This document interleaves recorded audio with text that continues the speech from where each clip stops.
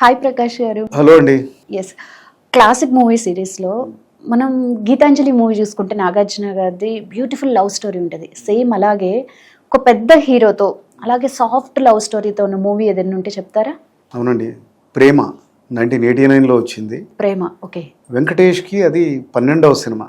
అంతకుముందు ఆయన హీరోగా, అంతకుముందు ఆయన చేసిన సినిమాలన్నీ లైక్ స్టార్టింగ్ నుంచి ఇది కలియుగ పాండవులు, భారతంలో అర్జునుడు, ఇలాంటి పిక్చర్స్ అన్నీ కూడా యాక్షన్ హీరో రోల్సే వేశారు. ఓకే. యాక్షన్ ఎంటర్టైనరు లేకపోతే యాక్షన్ థ్రిల్లరు ఇలాంటి రోల్స్ వేశారు.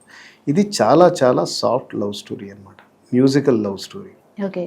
సురేష్ ప్రొడక్షన్సే తీశారు. ఎందుకంటే ఆ సాహసం ఐ థింక్ వేరే ప్రొడ్యూసర్ చేయడం కష్టమేమో, అంటే ఎస్టాబ్లిష్డ్ హీరోతోటి సాఫ్ట్గా పిక్చర్ చేయాలని.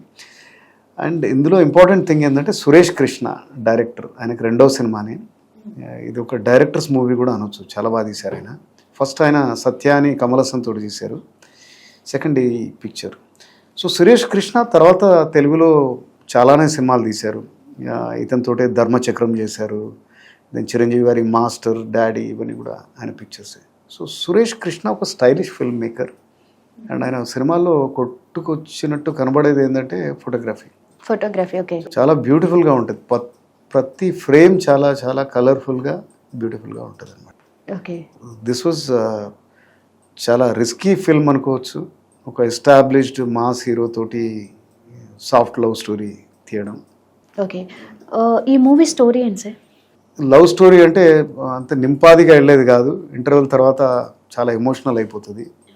ఈ సినిమాలో హీరో డిఫికల్ట్ బ్యాక్గ్రౌండ్ నుంచి వస్తాడనమాట. ఇతను, ఆయనకి వాళ్ళ ఫాదర్ ఉండరు, ఈయనే ఆయనను ఏదో పరిస్థితిలో మర్డర్ చేస్తాడు. అంటే అలాంటి సిచ్యువేషన్స్ వస్తాయి అన్నమాట. మంచివాడే కానీ సో అండ్ డిఫికల్ట్ చైల్డ్హుడ్ అది ఉంటుంది, బీదవాడు అని. పెద్ద సింగర్ అనమాట, చాలా కళలు ఉంటాయన్నమాట, పెద్ద సింగర్ కావాలి అది అని. సో ఆయన రేవతి తోటి ప్రేమలో పడతాడు. రేవతి పబ్లిక్ గర్ల్ ఉంటుంది. So Revathi background totally different, rich parents, ఆమె క్రిస్టియన్ ఉంటుంది. సో ఈ మతాలది కూడా డిఫరెన్స్ వస్తుంది. తర్వాత వాళ్ళ పేరెంట్స్కి ఈయన బ్యాక్గ్రౌండ్, తర్వాత పేదరికం అది కూడా నచ్చదు. చాలా మటుకు సినిమాలో ఈ డిఫరెన్సెస్ని ఎలా వీళ్ళు అధిగమిస్తారనే దాని మీదే ఉంటుంది. అయితే ఏ రోజైతే అది అవుతుందో, అంటే ఆ డిఫరెన్సెస్, ఆ డిఫికల్టీస్ నుంచి బయటకు వచ్చామనుకున్న తరుణంలోనే ఒక హార్డ్, ఒక భయంకరమైన నిజం ఈయనకు తెలుస్తుంది.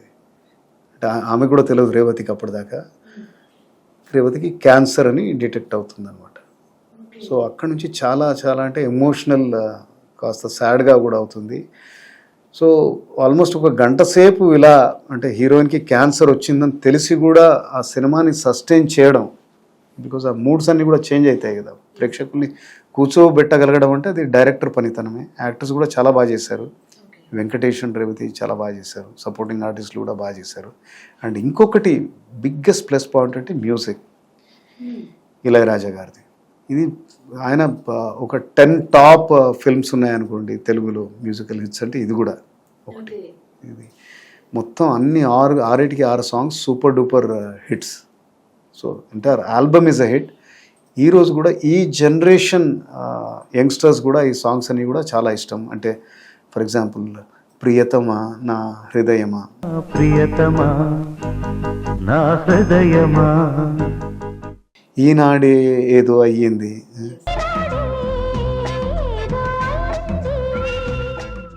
Then you are my hero,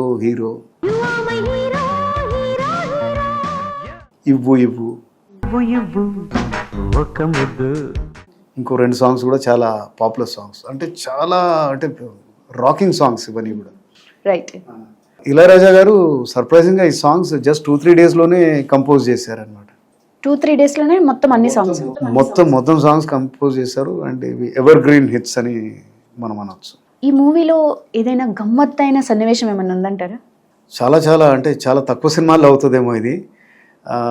ఏమైందంటే మీకు ఇంతకుముందు స్టోరీలో చెప్పినట్టుగా సెకండ్ హాఫ్లో మీకు క్యాన్సర్ వస్తుంది. ఒరిజినల్ ఎండింగ్ ఈ సినిమాకి హీరోయిన్ చనిపోతుంది అనమాట. ఓకే. సో అలానే రిలీజ్ చేశారు. ఒక సినిమా బాగా వచ్చింది, చాలా గ్రిప్పింగ్గా ఉండేది. కానీ ఆ క్లైమాక్స్ తోటి ప్రేక్షకులు అంత సాటిస్ఫైడ్గా లేకుండే. ఆ ఫీడ్బ్యాకే వెళ్ళింది అనమాట, డిస్ట్రిబ్యూటర్స్ దగ్గర నుంచి, ప్రేక్షకుల దగ్గర నుంచి, ప్రొడ్యూసర్స్కి వెళ్ళింది. సో మళ్ళీ ఒక సినిమా రిలీజ్ అయినాక వారం రోజుల్లోపే క్లైమాక్స్ని చేంజ్ చేసి హీరోని బతికిస్తారనమాట. అయితే ఆ క్లైమాక్స్ డిలీట్ చేసి ఈ క్లైమాక్స్ పెట్టి మొత్తాన్ని సుఖాంతం చేసి సినిమా ఇంకా సూపర్ డూపర్. అంటే మళ్ళీ ఎక్స్టెండ్ చేశారా సినిమా? ఆ పార్ట్ వెళ్ళిపోతుంది, చనిపోయే పార్ట్ తీసేసి ఆమెను బతికిస్తారు సినిమా. ఓకే, బతికిస్తారు. దీంతో చాలా పాజిటివిటీ వచ్చింది, సూపర్ డూపర్ హిట్ అయింది. అండ్ వెంకటేష్ క్యారియర్లో ఇది ఒక మెమరబుల్ ఫిల్మ్ అనే అనొచ్చు. ఇక్కడ నుంచి ఆయన డిఫరెంట్ క్యారెక్టర్స్ని ఎక్స్పెరిమెంట్ చేయడం మొదలెట్టారు. Comedy, so soft hero, family hero, ఈ టైప్ కూడా వచ్చారన్నమాట. So it's a wonderful film. And late 80s వచ్చిన సినిమాలు గుర్తుపెట్టుకోవాల్సిన ఫిల్మ్ ఇది. Right, thank you sir.